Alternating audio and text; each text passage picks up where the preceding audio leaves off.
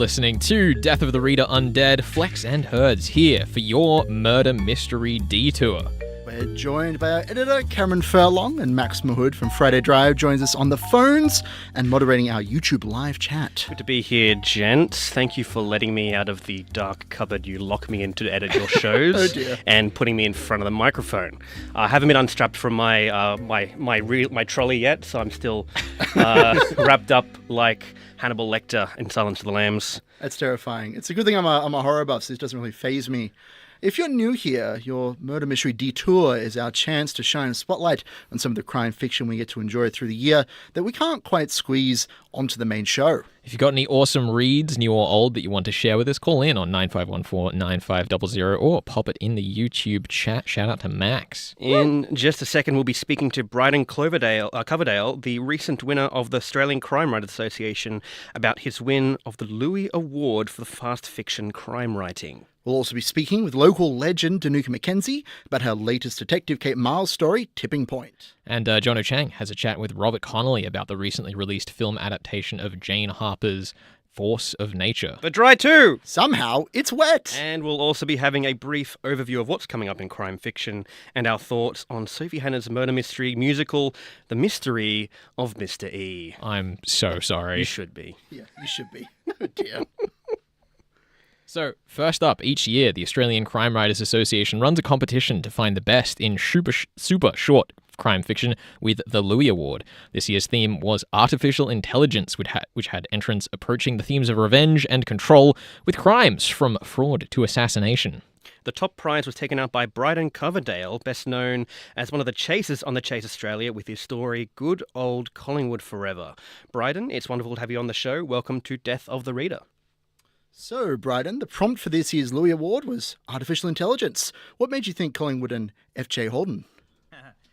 Well, I think what I thought when I saw the topic was artificial intelligence was this could go in all sorts of different directions. This could go in more of a sci-fi kind of direction, but I was very conscious of trying to retain it as a crime story with, the AI being present and important, but it's still a crime genre story with human motives and human mistakes and all of that sort of thing. So I guess I just wanted to have the AI not be too dominant of a part of the story. Yeah, I did really like that when you get to the end, the story wasn't really about AI at all unless you knew the prompt was there. I thought that was a really fun way to integrate it. I guess it's the same thing that attracts me as a reader, and I've been reading crime fiction for a long, long time.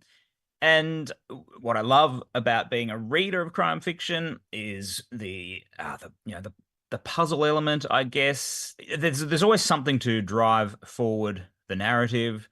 I mean, I like a whole different range of genres within crime fiction. The license that I guess crime fiction gives you to realistic but heightened, I guess, and to just play with events that probably wouldn't happen in real life, but you kind of know could happen. So I'm still learning as a writer of this. I'm a journalist by profession from way back, so most of my writing has been non-fiction, and so I'm still playing around with writing fiction and learning about it. So as well as your career in journalism, you've written a non-fiction book before. Do you think that tackling the full-length process helps you adapt to fiction as well? Look, it probably will as I get further down the track with writing a crime novel. I mean, I've started it. I've got some of it written. I think writing any sort of book, the first book that I wrote was called The Quiz Masters. It's about the world of quizzing and game shows and all of that. So it's very, very different to anything that I'm looking at with a novel. But I think the discipline of it is still quite similar, of knowing, I've got 300, however many pages to write here. I need to sit down and get it done. Mm-hmm. And so I think that certainly will help with doing a crime novel. And I think really what helped me with the short story, the 500-word story, was the background in journalism of having a word limit. You might have a word limit of 500 or 600 words, and you go, wow, there's a lot of information to squeeze in here. How am I going to do that as a journalist? And so I think that helped with this story. Yeah, referring to the Quiz Masters and your reputation from The Chase, Does a handle on trivia help you put together a good crime novel?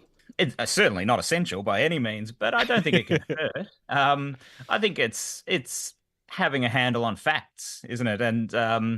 And there was a bit of, I guess, random trivia in the Louis Award entry as well. Just little bits of Australian history mentioned, and I don't know. I, I think it might help with sort of drawing in certain little story elements that just add a bit of color or whatever to it. But certainly not essential. But hey, look, it's worked for Richard Osman. He's done extremely well, going from a background in producing and being on quiz shows and things to crime writing. But it's not a path that many people are likely to take, I'd say.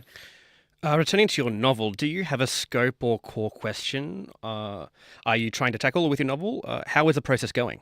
Look, I've got all in mind, a title, a beginning, the end, the sort of the guts of the middle. It's just getting it all down on page. Look, without going into too much detail, yeah, because there's not enough, crime novels set in small Australian country towns. I thought I'd do another one. But look, that's the world that I grew up in. I grew up in the country on a farm. Lived in a small town until I was 18, and so that's the world that I grew up in. And I like the intimate nature of those small towns where it sort of feels like everyone knows everyone, but not necessarily true. And you certainly don't know everyone's backstory and what's going on inside their minds. So look, that's the general gist of the setting. And I'm just having a lot of fun with playing around with fiction for the first time. Yeah, the thing that really stood out to me with good old Collingwood Forever was the way that you were able to top and tail a mystery kind of tightly within the narrative arc of what is this character's deal up to a final punch. And it kind of makes me super excited to see your work reach us at a novel length. Huge congratulations, Bryden, to you on winning the Louis Award. Thank you very much. Yeah, it was quite a surprise. I entered last year as well, and nothing came of it. I think it's one of those things you learn as you go. I think I learned from that first entry that maybe I'd foreshadowed things a bit too much. So I'm learning with everything I do with writing, and certainly don't expect to get everything right straight away. But it's a lot of fun, and I love the fact that this award exists. Yeah, no, it's an awesome part. Thank you so much for joining us on Death of the Reader, Bryden. It's been fantastic having you. Thanks for having me. Awesome. Bryden Coverdale there, talking about his Louis Award winning Good Old Collingwood Forever. Thank you to the Australian Crime Writers Association for putting us in touch. We'll have links for more on the competition up at 2scr.com. There is such a thriving scene of Australian writers that we just have to have on our next guest. Danuka McKenzie, author of the Kate Miles detective series, beginning with The Torrent. Covered that book previously on Death of the Reader. It was one of our honourable recommendations for 2022. Two, was it? Yeah. That's not that long ago. It was a fantastic book. But Danuka's powered on and coming out with a new novel, Tipping Point, not The Tipping Point. Danuka, welcome to the show. Hello, it's lovely to be here. Thanks so much for having me. So, Danuka, here on Death of the Reader, Undead, this evening celebrating the best in new and upcoming Australian crime fiction and all around the world. I wanted to ask, is there anyone in the Australian community, any books that you've been reading or that you're excited to finally sneak their way onto your shelves? What should we keep an eye out for if we're following the Danuka McKenzie reading list? Well, actually, over summer, I actually did the whole thing of looked at my to be read pile and went, oh my God, it is just hideous. So I actually deliberately went and picked some stuff from the bottom of the pile, which has probably been sitting there for way too long. So I actually finally read B.M. Carroll's You Had It Coming, which was amazing. I absolutely loved that book, really enjoyed it. But in terms of like sort of brand new stuff that's coming out, I would say I listened to the audio version of Hannah Ritchell's, her new one, The Search Party. So I think this is sort of, she's like got into like a crime kind of thriller genre in this, her latest book. And it's really, really good. I really enjoyed it. It's about, I three families who go glamping in the Cornwall coast. Specifically glamping. I hate that that's a word that's like I proliferated know. now. That's a terrible word. But yeah. Specifically glamping. Yes, it's not camping. It is specifically glamping. And things start to happen, and it's really well done. It's like people who can do multiple POVs. I full hats off to them. She does that really, really well. And I just had the chance to read a Audible original that's coming out. Shankari Chandran has done an Audible original, and it's coming out 20th maybe, something like that. And it's called Unfinished Business, and it's an espionage kind of thriller, all about kind of statecraft and all the things that happen during a war and all the behind the scenes maneuvering and moral compromises. It is brilliant. I loved it. So that's going to come out very shortly, I think in a couple of weeks or something like that. Yeah, fantastic. It seems that the more intense side of thrillers is starting to creep its way into your brain, Danuka. Yes, absolutely. Yes. I think, I've always been sort of a fan of thrillers. I mean, I think I've always kind of read detective fiction, but I've always admired the kind of the proper sort of thrillers, the people who can really pull that off. And I think, people like J.P. Pommare and, obviously the classic sort of Gone Girl type novels, that can really pull off that, rug from under the readers. I've always admired that and never been quite able to pull it off. But yeah, so it's sort of, that's the dream, to try and achieve that in my writing at some point. Yeah, we will have up on the podcast in a week or so the full conversation we're going to have about Tipping Point, your latest novel. So keep an eye out for that if you're listening. Thank you so much for joining us here on Death of the Reader. It's always a treat having you on, and a massive congrats on the release of Tipping Point. Thank you so much. Thank you. I love chatting to you guys. So thank you so much for having me. Danuka McKenzie there, talking about the newest Kate Miles detective novel, Tipping Point, sold at all reasonable Aussie bookstores. Thank you for joining us, Danuka. Whoop. 2SER acknowledges the custodians of the Gadigal and Darug lands from which we broadcast. Oh, one more thing. Gee, I almost forgot what I came here to ask you. You're listening to Death of the Reader, Undead. Your Murder Mystery Detour. It's all about what new and exciting things there are in the world of crime and mystery fiction. Yes, and this week we watched The Mystery of Mr. E. Yeah, this is Sophie Hannah's murder mystery musical stage play that was adapted into film at the end of last year by Martin Tott. And Cameron, you and I kind of led the charge on this one. Yes. So two uni dropouts working the gig economy take so long to solve a crime, the murderer had to kill a second person to make sure they catch him. It's terrifying. I honestly, this is such an interesting pick for me because we really loved hers. We loved Sophie Hannah's Silent Night, which is a Poirot novel that we covered at the end of last year. And I could definitely see Sophie Hannah's hand in making larger than life in a really weird way characters, like the mother in Silent Night who just commits crimes to Best try character. and motivate Poirot to solve the story. Now, I need to be honest, as has been implied there, I have not seen this film. I am not actually directly familiar with the plot, but I have seen basically the ending and some specific pieces. Look, I have a very skewed perspective on this story. I'm excited to hear why I should get involved in this one. We'll keep it spoiler light here, but I think one of the really interesting things about the setup of this is that we have Mr. E show up at the Dane brothers' house.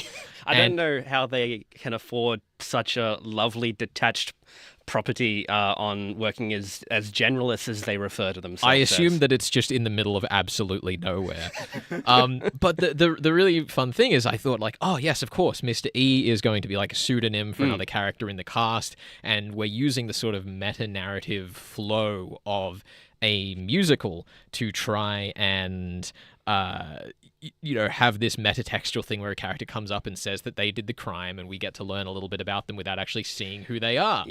Yeah, I will admit the musical surprised me greatly because the first thing I've written in my notes is musical with an exclamation point. I just started singing. Oh my god, it's a musical! Yeah, Sophie Hannah sent this one to us herself, and I didn't tell either of Herds or Cam that this actually had music in it.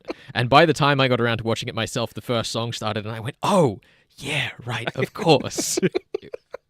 Yeah, really amazing. I really, to be fair, I really enjoy the idea of the story revealing us the actual murderer while not giving any information away as to who they actually are, and I was very keen to explore this concept to its conclusion upon watching it. So yeah, I think the idea of actually doing that was quite interesting.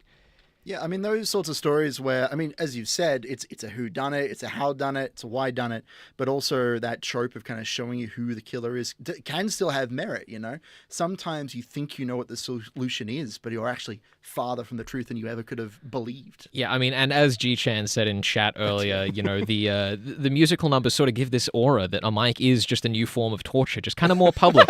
And that's sort of how the songs feel to some extent. Yeah. Look, the cast is obviously a stage cast with plenty of acting in theater, but the camera presence is a little bit clunky and very, very, very distracting. It looked very flat when I had a look at some of the scenes and some of the shots, which, I mean, it's an intentional directorial decision, but it made me think I was watching like an ad or something, which was very bizarre. It was very out of body experience. Yeah, there definitely are a lot of like drone shots hovering over luxurious properties, as you were alluding to earlier, Cameron. And it's like, is this a very lengthy, convoluted real estate commercial? Yeah, I feel like they want me to possibly buy property in the Cotswolds and move down there. I mean, I do live in. I won't dox myself. Better not. I have to ask because look, I need to know. This is a musical. Do you guys have a favorite musical number? Anosmia. Anosmia is great. What's this one? What's this song? The lead cop in the case, Cameron. You'll have to remind me his name. Oh my goodness, I haven't even written it down. It's Inspector something, and then there's Smith or something. Yeah, no. Then it's Sergeant Wilder-Smith. That's right. Who's this bumbling sidekick. But the inspector on the case can't smell. Ah, and of yes, course, when I've we heard. introduce that as the concept, then we know that it's going to come back to haunt us later. Yes, it absolutely does. Yeah, he spends a whole musical number, which I feel like is the longest in. I think it is in the movie. Even if it wasn't actually, it felt telling like us, it. telling us He hasn't even arrived at the scene of the crime yet, and he's just- already telling us wait, how he's going hold to on, fail. Hold on, wait. He's telling you how he's going to fail. He's not telling you about how excited he is to solve the mystery. Well, he's telling you he's how- gonna fail. Well, he is telling you how excited he is, but we as the audience know that because he can't smell, of course, smell is going to come back. It's gonna be up to the smell is a generalists. very important plot Right. point in this story, and I really enjoyed his insistence on rhyming every line with denouement. Oh, Yes. that's a good one. Denouement. Yeah. It's one of the really interesting things about this murder mystery musical is that it is in so many ways has all of these little clever gems, but in the way that it appears as an ad and the way that some of the characters bring their stage presence to the film, it doesn't quite land. Like if I was watching this in the mindset that it was an indie production that I was watching a bunch of people I knew, which I sort of do through Sophie Hannah, putting together something they really cared about, I could love it. But if you just went to watch it at random on Amazon, you would be a little confused as to where your money had gone. Yes. I mean, it was written as a school play, right? Like Yes. it was like high school, presumably. Well, I think it was inspired by a high school play that Was it? Sophie Okay. Hannah helped in. I don't know if the first production of this was a school play. I'll trust you. You're the expert. Look, I will say, as someone who has been in the theatre, Yes. I did once in university play a part. I won't say what part because doxing, but I played a part in a play that was written for a high school audience, and it was one of those things where the director or the playwright was really excited that we were putting on a high school play for a university audience. But then, of course, after everything was said and done, everyone was like, "Why were you playing such a weird character? What was even the point of your play?" And I was like, "Okay." I mean, it was fun though. I really enjoyed it. Yeah, I suppose before we move on and go hear from Robert Connolly about Force of Nature, I wanted to drag us through a few book recommendations, things that have come out or are coming out soon. First, wanted to start you off with Harini Nagendra's Nest of Vipers. It's an Indian murder mystery series following a group of ladies upending patriarchal barriers in a world detailed with Harini's luscious sense for how flora speaks about the world around it. And I could keep going, lads, but is there any books that you want to bring to the table from the vast list of crime fiction that we have before us in the world? I mean, I could just shout out The Tipping Point, or sorry, Tipping Point. Yes. Oh no, I've done it. The Taken, by Danuga McKenzie, which is an excellent time. It's a really great book. It's about a mother cop investigating a crime that her own brother is implicated in, and so there's a lot of family tension, a lot of high stakes thriller-esque drama. We'll have that one on the pod pretty soon. Cameron, anything from you? I'm liking the look of What I Would Do to You by Georgia Harper, a near future Australia. The death penalty is back. Oh no. But if the victim's family wants the perpetrator to die, they have to do it themselves. 24 hours alone in a room with the condemned. No cameras, no microphones, just whatever punishment they decide fits the crime. I think. Why 24 hours? Why does it take that long to kill someone? I guess this is just it's literary a revenge fiction for you. thing, isn't it? It's a revenge drama. I think That's spending terrifying. any amount of time with anyone in a room with microphones Well, is torture enough. Look, So. as long as they don't decide at the end of the 24 hours to just, not kill them. Yeah, I think we'll wrap this here. We're going to go have a chat to director Robert Connolly with Jonathan Chang in just a second. You're listening to Death of the Reader Undead. Stick around. How could you possibly know? As ever, monsieur, it was the little details, the matters of no consequence that caught the attention of Poirot. Now, in 2021, the film adaptation of Jane Harper's award-winning 2016 debut novel, The Dry, starring Eric Bana and directed by Robert Connolly, raked in $3.5 million at the box office on New Year's Day 2021. This placed it as one of the highest-grossing Australian film opening weekends ever, proving homegrown films can compete with the best Hollywood blockbusters on equal footing. The sequel, Force of Nature, The Dry 2. The Dry 2. The Dry 2. Love you, Boogaloo. Released on the 8th of February, and director Robert Connolly spoke with 2SER's Jonathan Chang. Robert, welcome to 2SER and congratulations on the release. No, thanks for chatting to me on the show. For Nice sure. to catch up. Thanks for your time. The Dry has been perhaps the single most influential novel in the huge surge of that outback noir genre that it has had on the global stage, bringing its multiple timeline protagonists, returning to somewhere familiar, and so on and so forth. How was the direction of Force of Nature influenced by the broader field that Jane Harper, the novelist, opened the floodgates to? Yeah, it's a great question. Landscape. It just, I go back to, being a kid and seeing Peter Weir's films like Picnic at Hanging Rock and, just this great love of the Australian landscape on screen. And I think filming The Dry out in the Wimmera and the Mallee and in that incredible landscape that she'd written was wonderful. And so for me, it was like, and these books travel the world because people love the landscape. And for me, Force of Nature, it's set in the bush, it's set in the Dandenong Ranges, the Yarra Valley, Latrobe Valley, down in the Otways, all these places that I love and I love going bushwalking in. So it was another opportunity to make landscape a character, which is one of the things this genre and the broader genre does really, really well and what the rest of the world love about it. Is that why you reckon regional Australia is more appealing of a setting in the crime fiction murder mystery genre comparatively to, say, the metropolitan, capital cities of Sydney, Melbourne, Brisbane? That's fascinating to kind of contemplate, isn't it? Because, you think of the urban stories, and on TV, obviously we've had the whole underbelly. Yeah. We kind of do urban crime pretty well. But I think when you get outside the cities, landscape has this unique individuality. What I love about what Jane Harper's done is she gives the landscape a character, so it doesn't allow you as a filmmaker to make it feel like a tourist video. The bush is beautiful in Force of Nature, but it's also omnipresent. It's overwhelming. It's claustrophobic. So I think you're right. I think once you get outside the city, Australian landscapes are awesome. I filmed Blueback over in WA on the Ningaloo Reef. It's kind of a gift in my career that I get to travel to these places and then take audiences into them as well. I mean, Alice, the missing hiker in Force of Nature, is famously presented as a very unlikable in the novel by the drip feed of information we get about her from the broader cast. So how do you feel that the performances of your actors leaned into the building on that complicated tale of morality from the novel? Yeah, it is a complicated tale. It's one of the things I loved about that book was that it's kind of about the grey area of crime and policing, and so it does require the actors to kind of be bold. And, it's not about the likability of characters, it's about the complexity of characters. It's one of the things I love in cinema is watching complex characters kind of interact and not knowing what's going to happen. And in fact, the shoot was so crazy. There were days on set, I had no idea what was going to happen. I would call action and be like, surprise me. And these amazing actors would.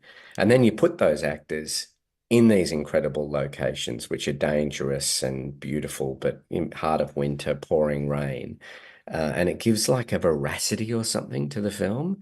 It's like we're looking, after years of VFX-driven studio films, we're looking for more maybe authenticity. So how do we make things that demand to be seen at the cinema? Like Force of Nature's shot on big format lenses. We've got big actors like Eric and Anna Torv and Deborah Lee.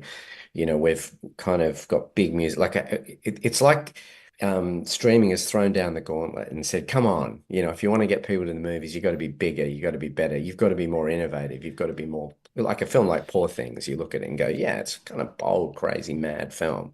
Forcing People cinema going- to evolve, so to say. So I think, the actors really went there, Jonathan. They really were willing to kind of roll up their sleeves and go there, which I would say every single one of them, amazing ensemble cast. It's kind of like an equilibrium, a balance of sorts between prep and spontaneity. Yeah, absolutely. People want the spontaneity, but they also want a good story, well told. So, and I don't know, with Jane Harper, the plotting, I love that invitation to the audience. Can you work out who the killer is before Eric Bana's Aaron Falk can? So the plotting has to be clever enough that the audience can actually get information quite clearly, so they can puzzle through it. It's like the difference I always think between a film being cryptic or confusing.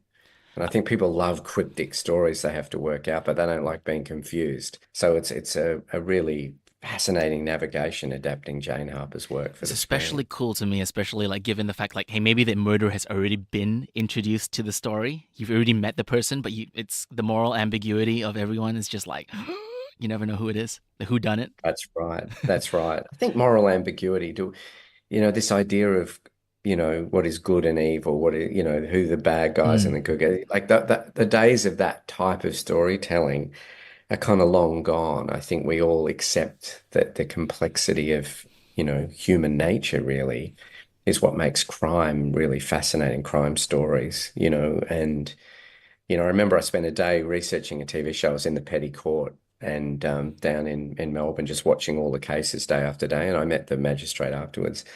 And he said 99% of his career is good people who did something wrong. Only 1% is truly evil, awful people. I think that's a fascinating kind of conundrum. Do you want to see the 1% who are truly awful in film, or do you want to see the good people who make mistakes and errors of judgment like we could as human beings? And they're the stories that I love. For sure. Robert, thank you so much for your time today. Always great to talk to you. Thanks, Jonathan. Robert Connolly there, director of Force of Nature, The Dry, The Second, which you can catch in a cinema near you. Thanks to Jonathan Chang for producing that wonderful interview. You're listening to Death of the Reader Undead. Doing your own Dane's brother moment there. Yeah, we're so inspired by what happened in Sophie Hannah's The Mystery of Mr. E. But yeah, it's just about time for us to leave you here on Death of the Reader. It's been a pleasure joining you for your Thursday evening. Some wonderful sticking around, talking about books. Cameron, and it's films. good to finally get you out in front of the mic. Thank you so much for letting me out. I suppose it's time to pack me back into we got to pack the up in the crate. box now, so Yeah. get ready for the ritual. It's going to Yeah, happen no soon. worries. I'm just going to limber up. It's a Death of the Reader Undead show when we have G-Chan in chat It's calling true. herds cute the entire time Is while that what we she's doing? talk about serious fiction. Shout out to G-Chan for basically being my mother. I'm pretty sure that's who she is in disguise. And of course, a massive shout out to producer Max from Friday Drive, Woo! joining us out on Thank the you, Max. phones, on the deck, Thanks, helping Max. us out with anything else. If you want to get any more of Australian and international crime fiction, you can catch it up on your Murder Mystery World Tour. Sunday nights at 9 p.m, replayed here Thursdays at 7:30 p.m, whenever, of course, we're not doing Death of the Reader Undead. Wanted to give a shout out before we go, guys, to Michael Burge, friend of the show, Shout who's just announced that his next novel, a sequel to his debut Tankwater, is finally getting the polish finish before it gets published. Super excited for that. Yeah, I'm ready for that. Well done. This is your Murder Mystery World Tour. We'll be back Sunday night this weekend with the concluding episode of Who Shot Mr. Burns, Love that we're doing that. talking with Abby Corson. You're listening to SER 107.3. Death of the Reader Undead, your Murder Mystery World Tour is out of here. Over to you, Mick and Burko, on Static.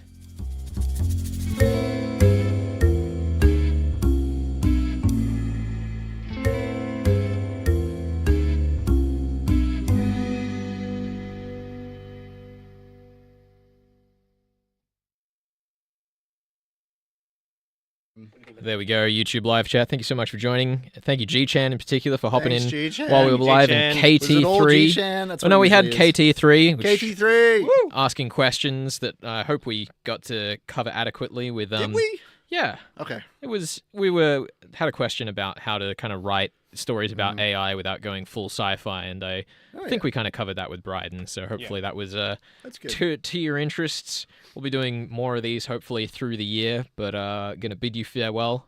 Good night, G-Chan. Good night, KT3. No shout out to those of you joining in on the podcast a little later. This is Death of the Reader. We're out of here.